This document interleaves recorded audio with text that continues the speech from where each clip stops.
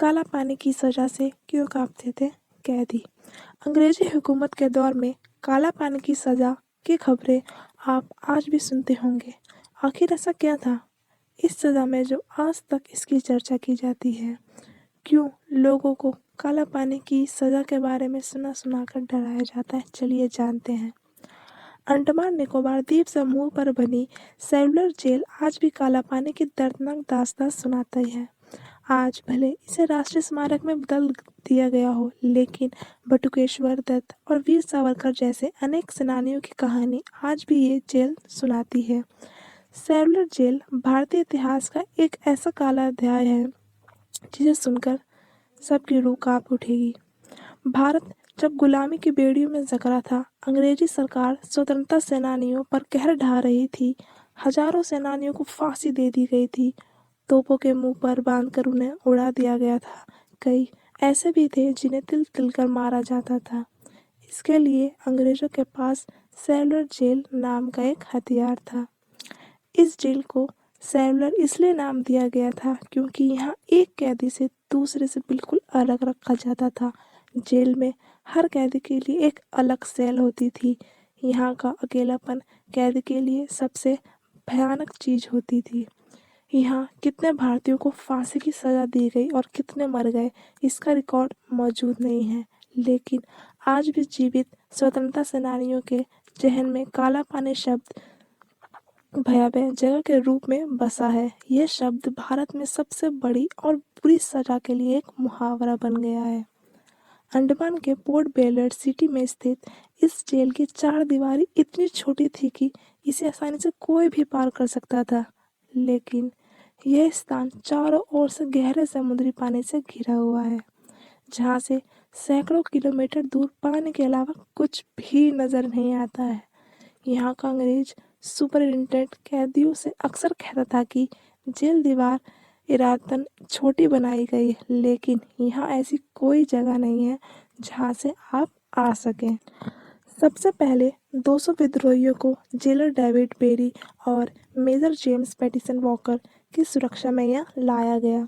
उसके बाद 733 विद्रोहियों को कराची से लाया गया। भारत और बर्मा से भी यहाँ सेनानियों को सजा के बतौर लाया गया था। सुदूर द्वीप होने की वजह से यह विद्रोहियों को सजा देने के लिए अनुकूल जगह समझी जाती थी। उन्हें सिर्फ समाज से अलग करने के लिए यहाँ नहीं लाया जाता था, बल्कि उनसे जेल का निर्माण, भवन निर्माण, बंदरगाह निर्माण आदि के काम में भी लगाया जाता था। यहाँ आने वाले कैदी ब्रिटिश शासक के घरों का निर्माण भी करते थे। 19वीं शताब्दी में जब स्वतंत्रता संग्राम ने जोर पकड़ा, तब यहाँ कैदियों की संख्या भी बढ़ती गई। सेलुलर जेल का निर्माण 1896 में प्रारंभ हुआ और 1906 में यह बनकर तैयार हुआ। इसका मुख्य भवन लाल ईंटों से बना है। ये ईंटें बर्मा से लाई गई, जो आज म्यांमार के नाम से जाना जाता है। इस भवन की 7 शाखाएं हैं और बीचों बीच एक टावर भी है। इस टावर से ही सभी कैदियों पर नजर रखी जाती थी। ऊपर से देखने पर ये साइकिल की पहिए की तरह दिखाई देता है। टावर के ऊपर एक बहुत बड़ा घंटा लगाया गया था, जो किसी भी तरह का संभावित खतरा होने पर बजाया जाता था। प्रत्येक शाखा 3 मंजिल की बनी थी। इनमें कोई शयनकक्ष नहीं था और कुल 698 कोठरियां बनी थी। हर कोठरी की लंबाई 15 इंटू 8 फीट की थी, जिसमें 3 मीटर की ऊंचाई पर रोशनदान थे। एक कोठरी का कैदी दूसरे कोठरी के कैदी से कोई संपर्क नहीं रख सकता था। जेल में बंद स्वतंत्रता संग्राम सेनानियों को बेड़ियों में बांधा जाता था। कोयलों के तेल पेरने का काम उनसे करवाया जाता था। हर कैदी को 30 पाउंड नारियल और सरसों का पेरना होता था। यदि वह ऐसा नहीं कर पाता था तो उन्हें बुरी तरह से पीटा जाता था और बेड़ियों से जकड़ दिया जाता था। काला पानी में अधिकांश कैदी स्वतंत्रता संग्राम सेनानी ही थे।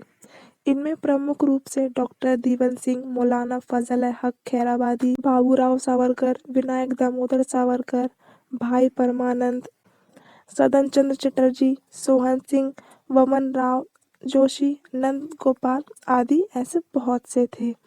काला पानी जेल में भारत से लेकर फर्मा तक के लोगों को कैद में रखा गया था। एक बार यहाँ 238 कैदियों ने भागने की कोशिश की थी, लेकिन उन्हें पकड़ लिया गया। एक कैदी ने तो आत्महत्या कर ली थी और बाकी पकड़े गए। जेल अधीक्षक वॉकर ने 87 लोगों को फांसी पर लटकाने का आदेश दिया था। यहाँ 1930 में भगत सिंह के सहयोगी महावीर सिंह के अत्याचार के खिलाफ भूख हड़ताल की थी। जेल कर्मचारियों ने उन्हें जबरन दूध पिलाया। दूध जैसे ही पेट के अंदर गया तो उनकी मौत हो गई। इसके बाद उनके शव में एक पत्थर बांधकर उन्हें समुद्र में फेंक दिया गया था। अंग्रेजों द्वारा अमानवीय अत्याचार करने के कारण 1930 में यहाँ कैदियों ने भूख हड़ताल कर दी थी। तब महात्मा गांधी और रविन्द्रनाथ टैगोर ने इसमें हस्तक्षेप किया। 1937 से 1938 में यहाँ से कैदियों को स्वदेश भेज दिया गया था। जापानी शासकों ने अंडमान पर 1942 में कब्जा किया और अंग्रेजों को वहां से मार भगाया। उस समय अंग्रेज कैदियों को सेकुलर जेल में बंद कर दिया गया था। उस दौरान नेताजी सुभाष चंद्र बोस ने भी वहां का दौरा किया था। 7 में से 2 शाखाओं को जापानियों ने नष्ट कर दिया था। द्वितीय विश्व युद्ध खत्म होने के बाद 1945 में फिर अंग्रेजों ने यहाँ कब्जा जमाया। भारत को आज़ादी मिलने के बाद इसकी 2 और शाखाओं को ध्वस्त कर दिया गया था। शेष बची 3 शाखाएं और मुख्य टावर को 1969 में राष्ट्रीय स्मारक घोषित कर दिया गया था। 1963 में यहाँ गोविंद बल्लभ पंत अस्पताल खोला गया। वर्तमान में यह 500 बिस्तर वाला अस्पताल है और 40 डॉक्टर यहाँ के निवासियों की सेवा कर रहे हैं। 10 मार्च 2006 को सेलुलर जेल को शताब्दी वर्ष समारोह बनाया गया। भारत सरकार द्वारा इस जेल में सजा काट चुके कैदियों को बधाई भी दी गई। और सबसे इंटरेस्टिंग बात, 1996 में बनी मलयालम फिल्म काला पानी की शूटिंग यहीं पर हुई थी।